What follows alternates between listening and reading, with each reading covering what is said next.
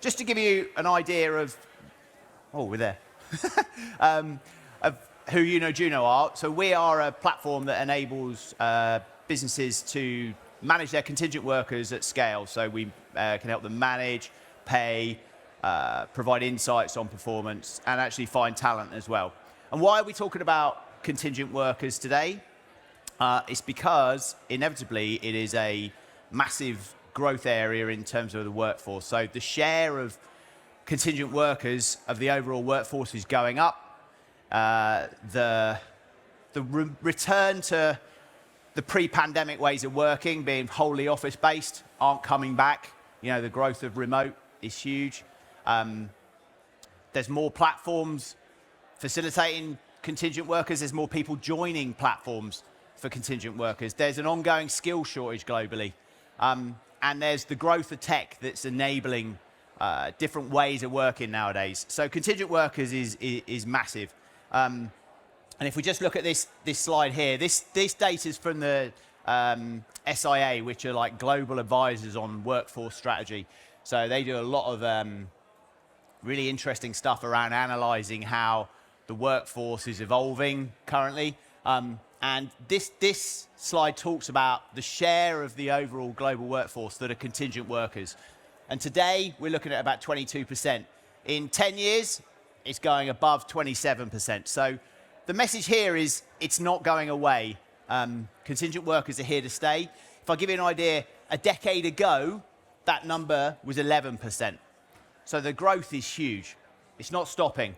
And what does that mean to businesses? It means that you have to be able to manage it. So there are a lot of considerations when you've got a contingent workforce. That might be one contractor, it might be a big bulk of them, right? But the things you have to think about are multifaceted. You've got to think about the complexity of compliance. So different countries have different laws, different tax regulations, different workers' rights. And when you're managing a contingent workforce, you have to think about all those things. You have to think about how you're going to pay them. You have to think about, he's come back. You have to think about how you control them. And if you don't have the right things in place, you've got a lack of control. And that visibility that you need over potentially a global contingent workforce is really important. And so the adoption of tech is the thing that's going to power that going forward. And as Hannah's just given you a hint of on the next slide, there are lots of different types of contingent workers. And that just throws in greater complexity. It's not possible to manage this kind of population in maybe the ways that you would have done in the past. So using spreadsheets, paying them direct, onboarding each individual contractor as a vendor. It just becomes cumbersome, it becomes onerous, it becomes time consuming, it becomes expensive. And so tech and tech platforms are the way that you address it. Adoption of tech is really important because not only does it help you today, but things are constantly changing. If you think about any sort of tech in your home, it's continually evolving. How do you stay on top of updates? How do you stay on top of changes to regulation, everything else? You know, partnering with an external workforce platform to help you manage this really fragmented landscape has to be essential in this day and age. Tech is evolving with the landscape. If we can just move on one, Hannah, please. Different organizations have different priorities. So there are loads of different things that you need to think about when you're managing a contingent workforce. And the things you need to think about, okay, so what sort of external help do I need, are huge. Different organizations have different priorities, but also even within the same organization, different stakeholders want different things from a contingent worker program. So procurement or finance are looking at saving costs. HR and talent acquisition are looking at accessing great people. They're looking at speed of time to hire. They're looking at the quality of the candidates. They're looking at that whole interaction level. The legal teams are looking at how compliant our program is in relation to all the different local labor laws, tax laws, and everything else. So there's loads of different things that you have to consider and loads of challenges. And as I say, you can't manage things in the way that maybe we would have done 10 years ago when contingent workers was 11% of the global workforce. The way we try and get people to think about how you would choose external workforce support is simplicity. So this is really complex, and you can build like some very complicated models that sit and support it. But if you think about the people that are using the platforms on a day-to-day basis, all those people, maybe some of you guys are using platforms today, you want it to be as simple as possible. You want it to be as quick as possible. You want it to be as seamless, as make as much sense as possible. You think Amazon Prime. And actually, that's one of the things we do at YunoJuno. So our platform, the way it evolves and the way it changes and product iterations over time don't come from us. They don't come from us sitting in a silo with our product teams thinking this might be a good idea. What we do is we go out and speak to users. We speak to those people that are operating the platform on a daily basis, whether they be hirers, whether they be strategic stakeholders who are looking at insights, whether they be the workers who are operating through the platform. The best way of dealing with all this stuff is to actually ask the people using it and then trying to whittle that down into a simplistic model that works for everybody. And that's kind of how we do these things. One of the big challenges that's come up that still some of these programs don't solve is that of direct sourcing. So traditionally, platforms help manage third-party supply chains. So recruiters that feed in when you go out to market trying to find candidates. But actually, one thing that large organizations could do better and presents a massive opportunity for them in a number of ways is how you manage direct sourcing. Let me put your thing on my notes here. So, and a platform nowadays, a good external contingent worker platform will help you manage both directs and actually your supply chain as well. So you need to be able to support a range of talent strategies.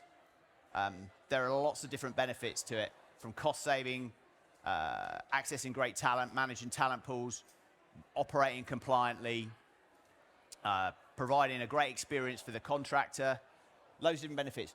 But direct sourcing is a massive opportunity for lots of organizations because a lot of them have in-house talent acquisition functions, and actually being able to support that and being able to actually make their lives easier is a huge growth opportunity for platforms going forward. So I'm going to hand over to Hannah in a minute, and why it's probably a good time to do so, because when we partnered with OVO back end of last year, when we started working together, they were looking for a partner to help manage their third-party supply chain, but also crucially to really empower their direct sourcing capability as well with the fantastic TA team that they've got nowadays. And so hopefully Hannah will talk to you a little bit from the buyer's point of view as to how YunoJuno supports OVO in doing that. Hello everyone. It's very noisy, but lovely to be here. So my name's Hannah. I'm head of talent at OVO, and I wanted to take everyone on a bit of a journey around how we have evolved our contractor hiring process. Just to give you a little bit of background on OVO, I don't know how many people here have heard of OVO. Probably a few of you, because I imagine most of you are Bristol based. So we're Bristol headquartered. We're an energy supplier, so one of the biggest energy suppliers in the UK, founded in 2009, and as an organisation we've been on a huge journey. So 4,500 people now. My amazing talent acquisition team are very much focused on perm hiring. To give you an idea, we've hired 2,000 people into OVO just this year on the perm side. And if someone said to me this time last year, Hannah, you're going to be on stage talking about contractor hiring, I would have not believed you, because contractor hiring was something that I tried to distance myself from, if I'm totally honest. Perm hiring is my bread and butter. It's the team's bread and butter. And we, quite frankly, didn't really know what we were doing. We couldn't hire directly. In terms of our contractor population at OVO, it varies anywhere between sort of 50 and 150 contractors at any one time. As you'd imagine, tech is the kind of main source of our contractor population, as I'm sure it is for most of your organisations. So I mentioned I thought I'd never be talking about it. our contractor hiring was a complete mess, and I'll be really open and honest about that. I probably shouldn't stand up on a stage and admit that with OVO there on a slide, but it is what it is. We had a huge amount of challenges. We had absolutely no process. So the business and the business leaders were responsible for their own contractor hiring. So centrally within TA, centrally within finance, procurement, tax, we had no real understanding of the contractors that are in the business at any one time. One of our strategic goals, I'm not going to bore you with all of them, but one of them is around leading experiences.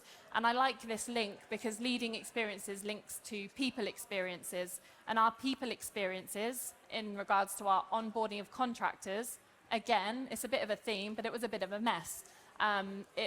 Every people leader within the business did it in a very different way.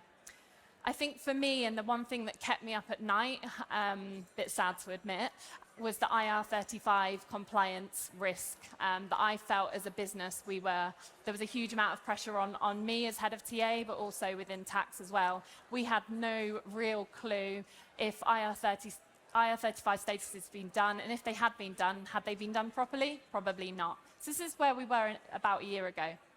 And I should mention as well, I think clearly for every organisation, OVO is no different. Our people data is hugely important to us. It needs to be right. And because we had contractors all around the business, we had no real clue of how many contractors we had at any one time. So data was completely out of control. So we took control. We had to take control. And I made a decision. YunoJuno, we'd worked with in the past for a number of years before, mainly on the creative side. YunoJuno started out in the creative space. Made the decision, okay, let's investigate YunoJuno. Could they help us? Could they transform the way that we hire contractors? So we took control, worked very closely with procurement, and we brought YunoJuno on, as Martin said, back end of last year to help us and transform the way that we hire contractors. And I appreciate I haven't moved my slides. There was a slide. That was the challenges. I'm not going to talk any more about challenges. I think it's quite clear. And the solution. So for me, the solution just flips everything that I've just said on its head. For me, it was the consistency of process. Going back to the leading experiences, the people experiences, we now have a consistent process in the way that we onboard contractors. We're still on a journey with that, I'll be really honest, but it's something that's so much better. Cost savings, Martin mentioned that before. Cost savings have been amazing, and I think there's a slide that goes into a bit more detail around that. The trust and the confidence within the business is a big one for me. So I think talent acquisition functions historically, we talked about it before, Martin, don't necessarily have too much ownership on contractor hiring, but we do now, and that's something that I'm really, really proud of. The business trusts us within talent acquisition to be able to talk about our contractors, know what our contractors are, know where they are in the business, know how much they're costing the business. We can report on it now, which is amazing. I know it's quite a basic thing to say, but I think we couldn't report on it before. I mentioned the IR35 and the compliance and the risk from HMRC. That's been completely taken away. We trust that YunoJuno do all our IR35 statuses and they do it in the right way.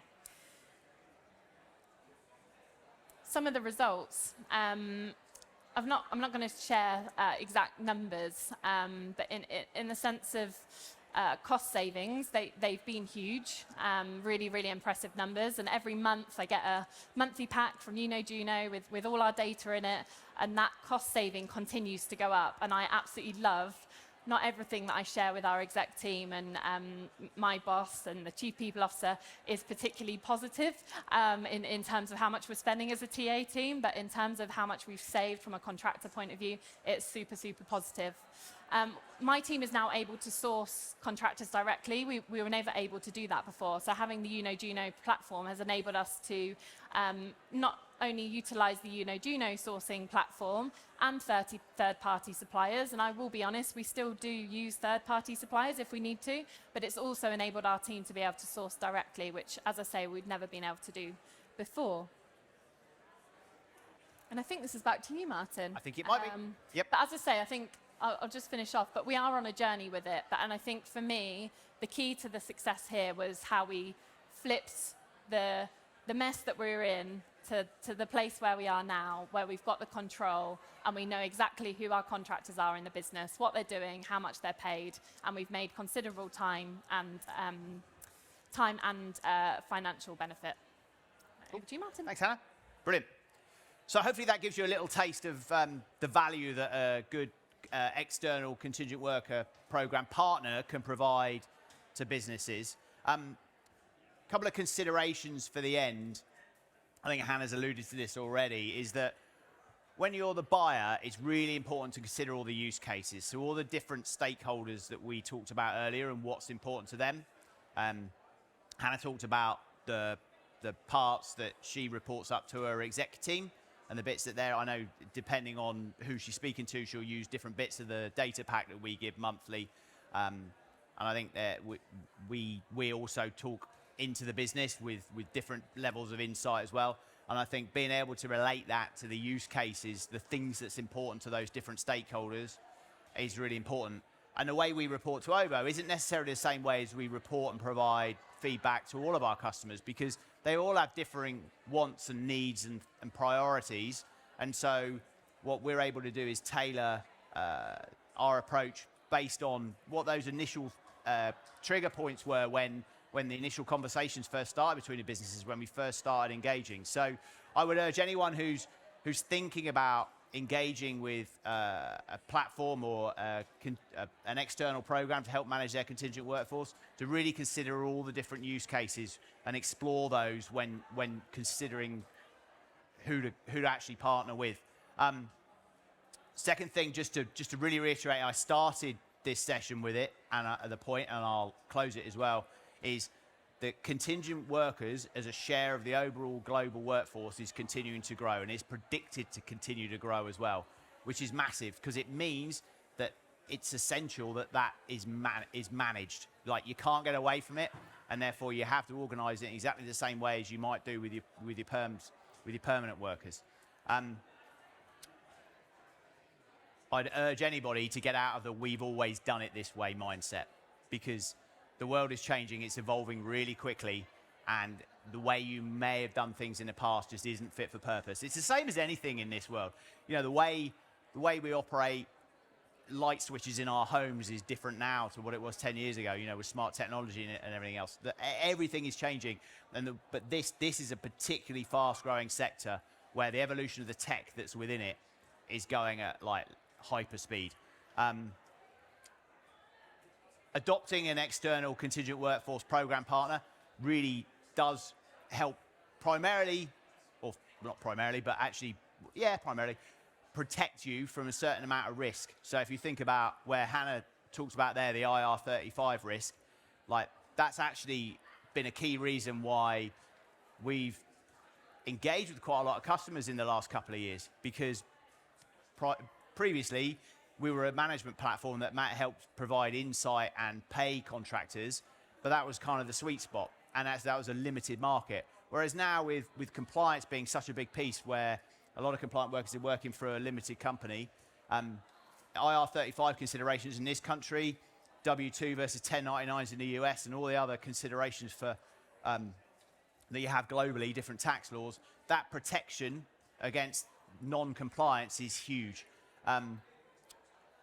That's the negative side. The benefit side, as you talked about, is that visibility piece. It's the workflows, everything else, the talent pooling that can create lots of different benefits, from delivery metrics around time to hire and reducing the admin burden to cost saving through more effective talent sourcing strategies.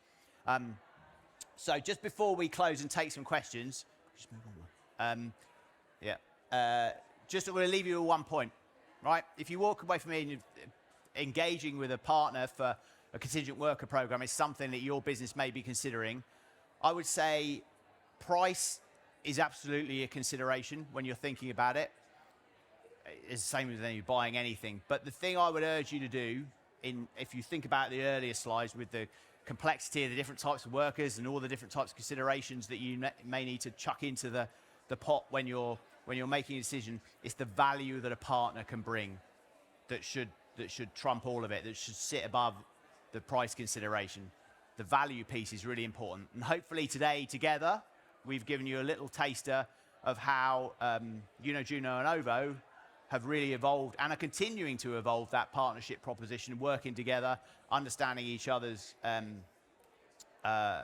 key parts of how we operate and how we interact and how we continue to move forward. But also you've seen the deliverables already in what a proper partnership approach can deliver.